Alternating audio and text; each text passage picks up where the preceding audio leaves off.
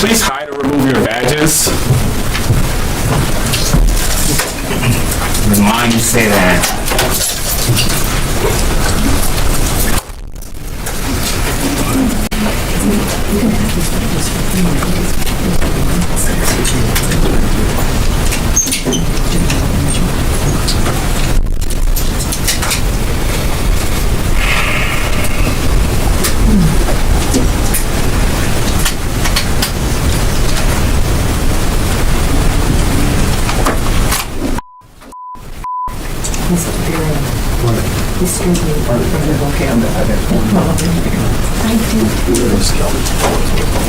You all right?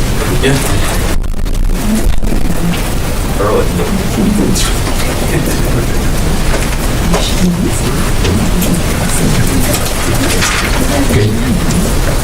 You hear me? Good morning. Thanks for saving the seat, Dave.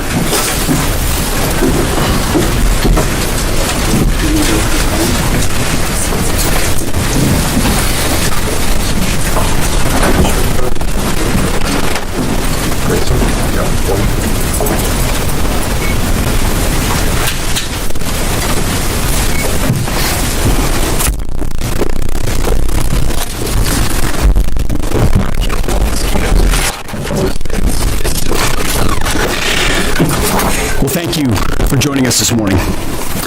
Last night, on President Trump's orders, U.S. Central Command conducted a precision strike in the middle of the night against 3 nuclear facilities in Iran, Fordow, Natanz, and Esfahan, in order to destroy or severely degrade Iran's nuclear program. And as the chairman of the Joint Chiefs will demonstrate, it was an incredible and overwhelming success.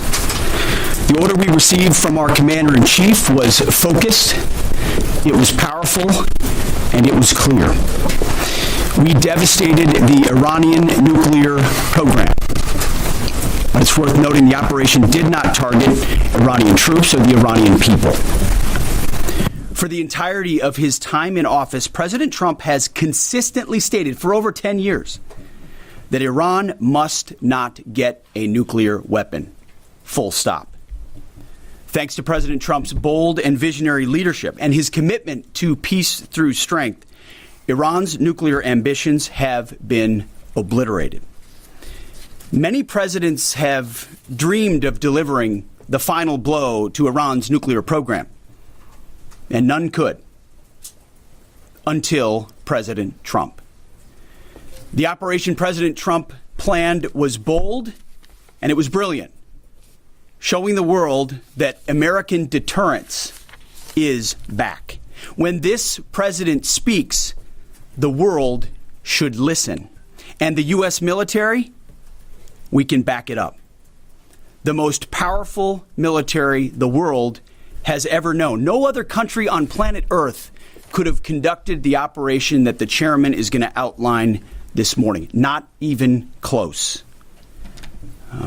Just like Soleimani found out in the first term, Iran found out when POTUS says 60 days that he seeks peace and negotiation, he means 60 days of peace and negotiation. Otherwise, that nuclear program, that nuclear capability will not exist. He meant it.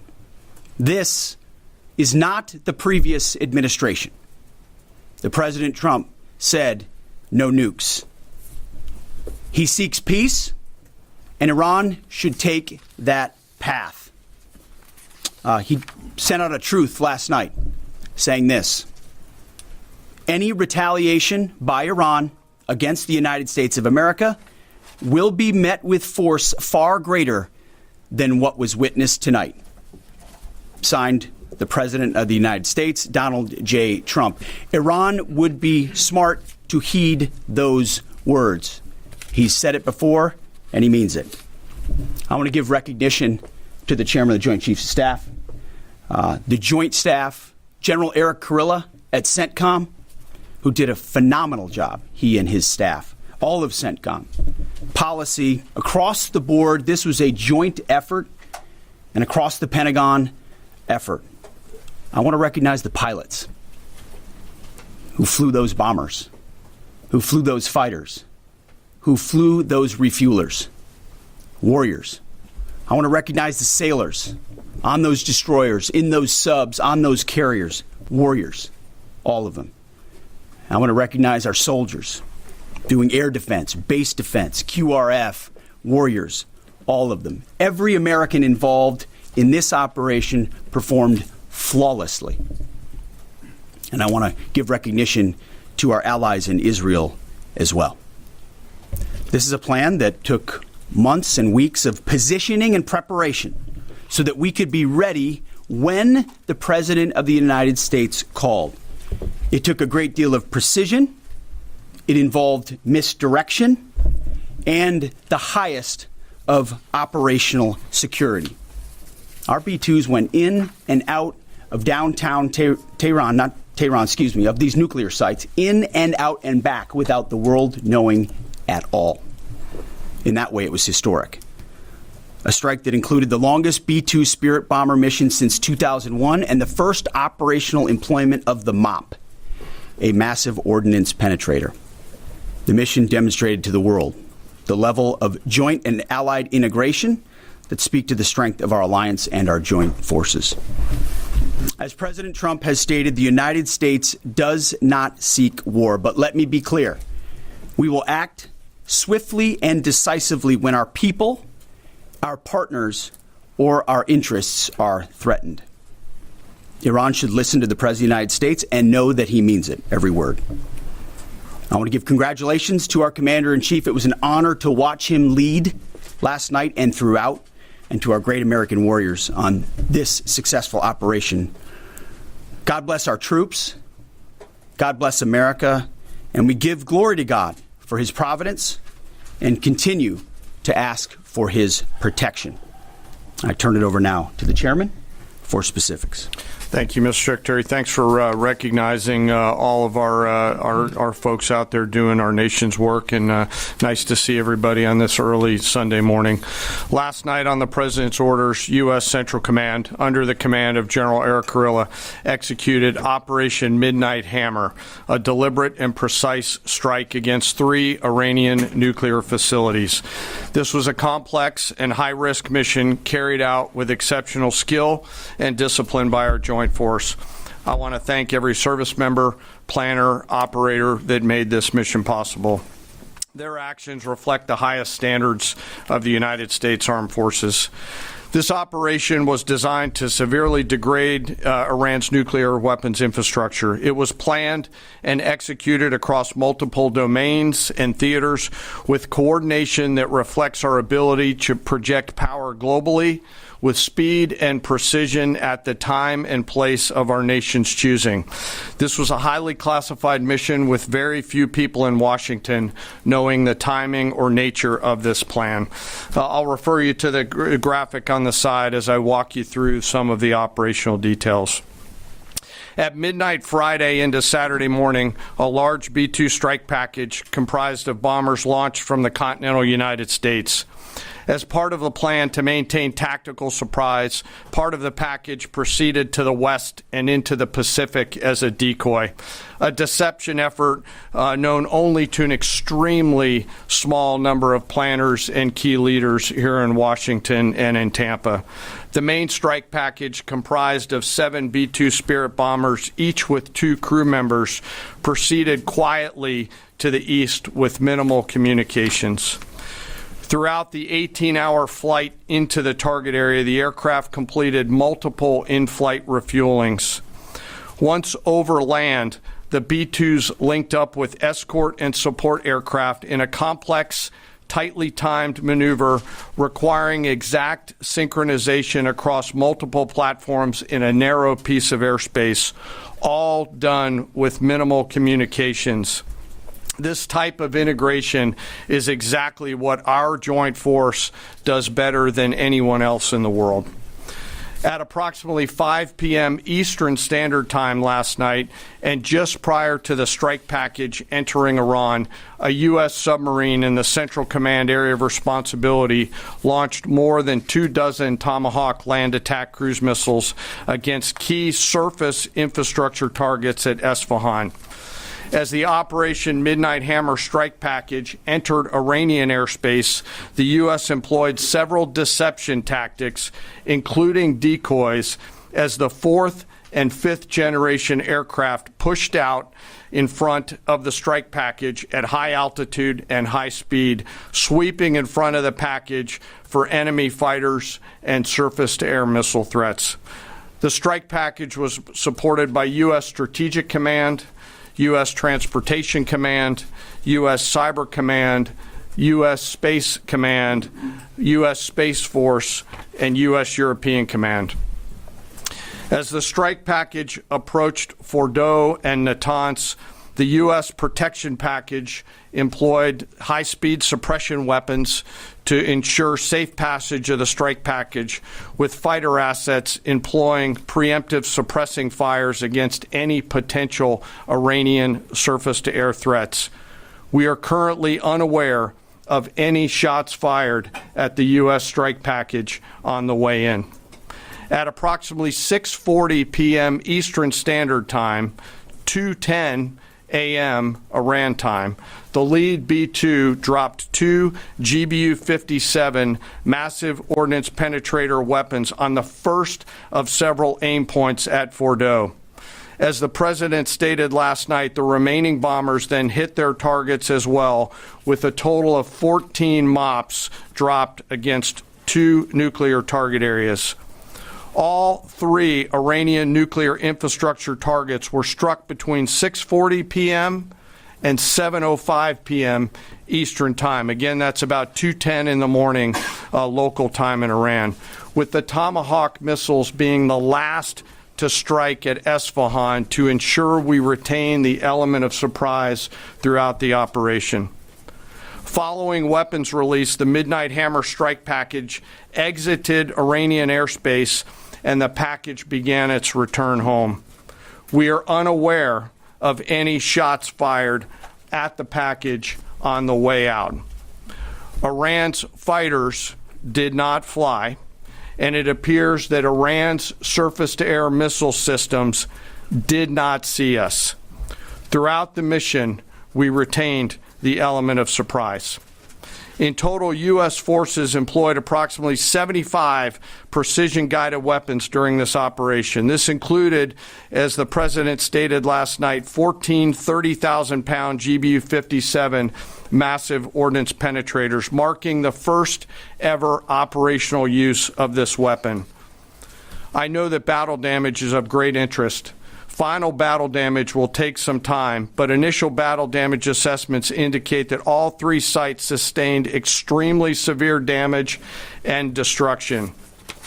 More than 125 U.S. aircraft participated in this mission, including B-2 stealth bombers, multiple flights of 4th and 5th generation fighters, dozens and dozens of air refueling tankers, a guided missile submarine, and a full array of intelligence, surveillance, and reconnaissance aircraft, as well as hundreds of maintenance and operational professionals.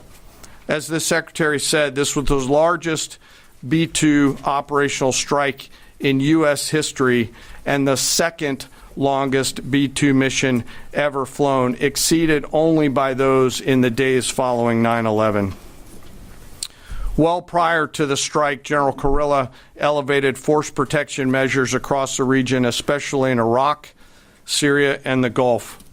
Our forces remain on high alert and are fully postured to respond to any Iranian retaliation or proxy attacks, which would be an incredibly poor choice.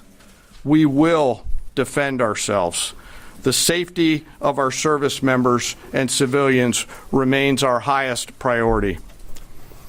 This mission demonstrates the unmatched reach, coordination, and capability of the United States military. In just a matter of weeks, this went from strategic planning to global execution. This operation underscores the unmatched capabilities and global reach of the United States military. As the President clearly said last night, no other military in the world could have done this.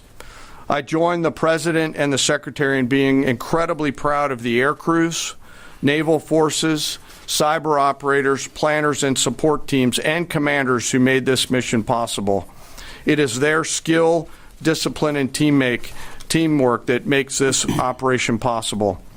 I am particularly proud of our discipline related to operational security, something that was of great concern to the President, the Secretary, General Kurilla, and me, and we will continue to focus on this.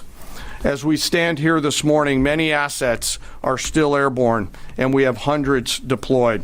I ask that we keep our warfighters on their way home and our deployed service member in our thoughts. Our joint force remains ready to defend the United States, our troops, and our interests in the region. Thank you very much. We will take a few questions, Phil.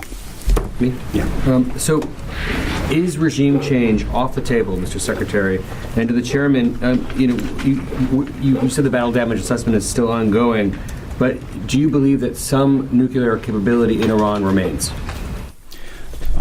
This mission was not and has not been about regime change.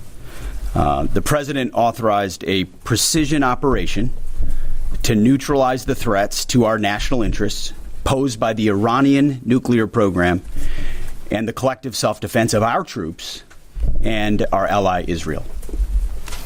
Thanks for your question. I think BDA is still pending, and it would be way too early for me to comment on what may or may not still be there. But thanks for the question. Green. No, behind you. Excuse me, Mr. Secretary, can you tell me, was there a particular moment when the president decided to pull the trigger on this operation where he said, now, rather than being, something in the holster, now we're going to pull the trigger on it? I would just say, having the opportunity to witness his leadership, he was fully committed to the peace process. Wanted a negotiated outcome, gave Iran every single opportunity, and unfortunately was met by stonewalling, which is why he gave them plenty of time to continue to come to the table and give up enrichment, give up the nuclear program. But there was I won't say the particular moment, there was certainly a moment in time where he realized that it had to be a certain action taken in order to minimize the threat to us and our troops. Yeah. General, you say that General Kurilla increased force protection in Iraq, Syria, and Gulf, in those areas. Were they given any advance warning the attacks were coming? And also, Mr. Secretary, when were congressional leaders notified? How long before the attacks took place? Sir, to your first question, the risk has clearly been rising over the last few weeks in the region. Based on that, and not a particular awareness of this operation, we've made smart decisions to minimize the risk to U.S. forces in the region. So they were given no advance warning? No, sir. And congressional? They were notified after the planes were safely out. Well, we complied with the notification requirements of the War Powers Act. After the attacks, they were notified? They were immediately thereafter. Yes. Thank you, Secretary. Two quick questions. Do you believe you completely destroyed Iranian nuclear program? And how about Iranian ballistic missiles? Your ally Israel always saying that is biggest threat. And second question is very important. What will be your next step if Iran or militias under Iranian influence on the region attack U.S. interests or allies in the region? And you can chime in on this too, Mr. Chairman. The battle damage assessment is ongoing, but our initial assessment, as the chairman said, is that all of our precision munitions struck where we wanted them to strike and had the desired effect, which means especially in Fordo, which was the primary target here, we believe we achieved destruction of capabilities there. Ultimately, wherever it may be, whether it's in Iraq or Syria or bases in the Gulf, as the president said, as the chairman said, it would be a very bad idea for Iran or its proxies to attempt to attack American forces. Yes. Thank you, Mr. Secretary. Regarding retaliations, Iran and North Korea are cooperating on nuclear and missile development. Do you think there is a possibility that Iran, North Korea, and the other forces, such as China, will join forces to retaliate against the United States? Well, unfortunately, because of the policies under the previous administration, we drove those countries together, and ultimately that creates a challenging environment.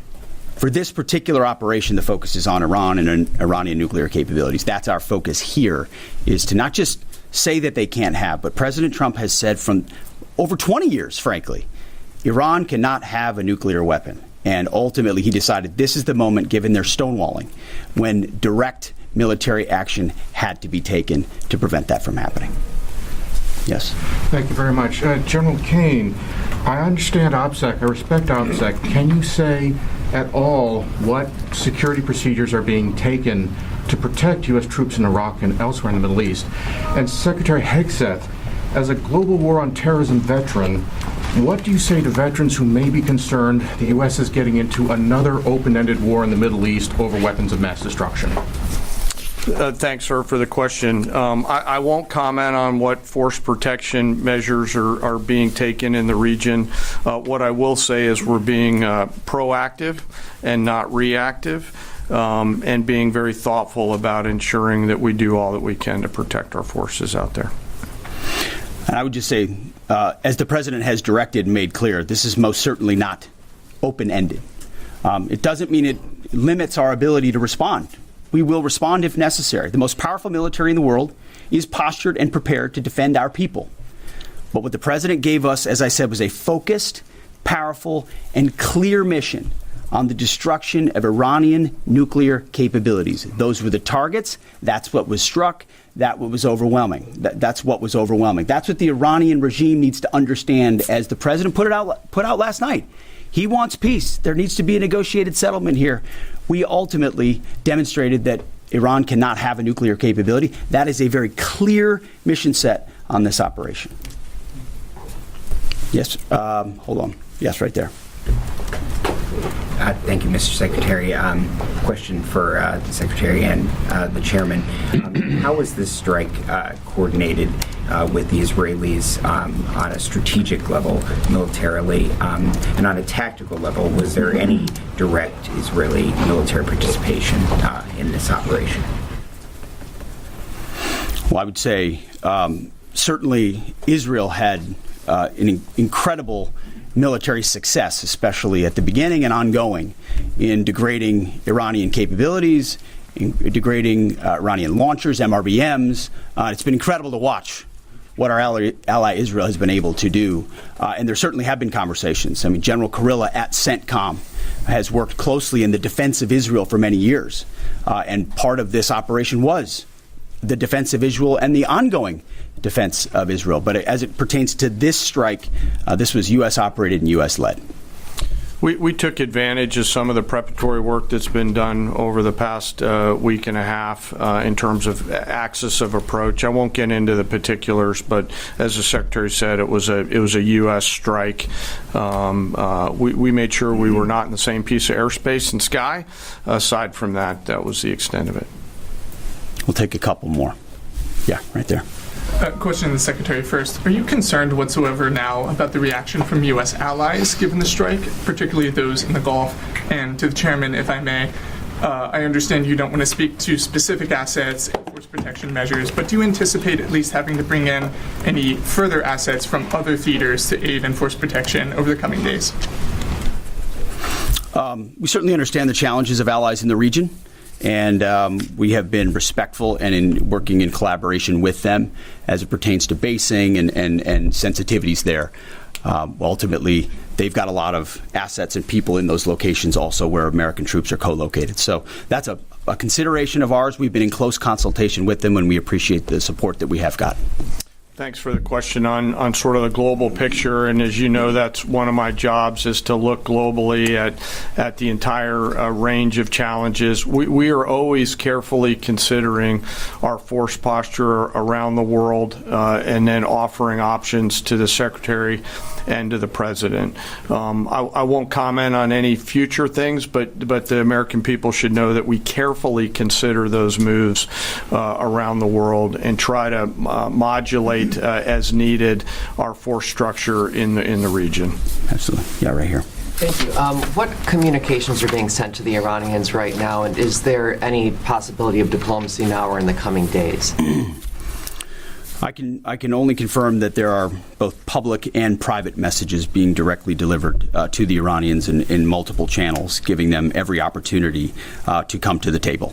They understand precisely what the American position is, precisely what steps they can take to allow for peace, and we hope they do so. Yes. The president may not want an open-ended conflict. The Iranians may disagree. Are you prepared for a protracted war? Well, anything can happen in conflict. We acknowledge that. But the scope of this was intentionally limited. That's the message that we're sending. With the capabilities of the American military nearly unlimited. So Iran, in that sense, has a choice.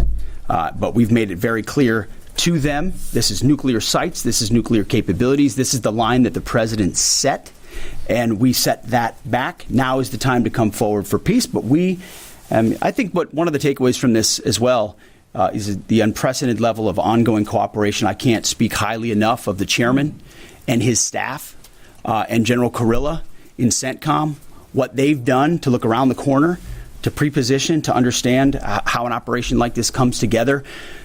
The scope and scale of what occurred last night would take the breath away of almost any American if you had an opportunity to watch it in real time. And I think Tehran is certainly calculating the reality that planes flew from the middle of America and Missouri overnight, completely undetected, over 3 of their most highly sensitive sites, and we were able to destroy nuclear capabilities. And our boys in those bombers are on their way home right now. We believe that'll have a clear psychological impact on how they view the future, and we certainly hope they take the path of negotiated peace. But I could not be more proud of how this building operated, of the precision, the sensitivity, and the professionalism of the troops involved in this effort. I will take one more. We'll take one more question. Yes, right there. Thank you, Mr. Secretary. Concerning the justification for these strikes, in March, the Office of the Director of National Intelligence released their threat assessment, concluding, quote, Iran is not building a nuclear weapon, and Khamenei has not authorized the nuclear programs he suspended in 2003, unquote. So what new intelligence does the U.S. have since then that the Iranians have changed their position on nuclear weapons? And does this new intelligence come from U.S. sources and methods, or are we getting this information from other countries? Well, I would just simply say that the President's made it very clear. He's looked at all of this, all of the intelligence, all of the information, and come to the conclusion that the Iranian nuclear program is a threat, and was willing to take this precision operation to neutralize that threat in order to advance American national interests, reduce the Iranian nuclear program, and obviously collective self-defense of ourselves and our allies. So he looked at all of it, understood the nature of the threat, and took bold action I think the American people would expect in a commander-in-chief. That's all we've got. Thank you very much. Appreciate it. Mr. Chairman. Thank you. Mr. Chairman, do you have any of the WC-135s up to check the radioactive material in the atmosphere?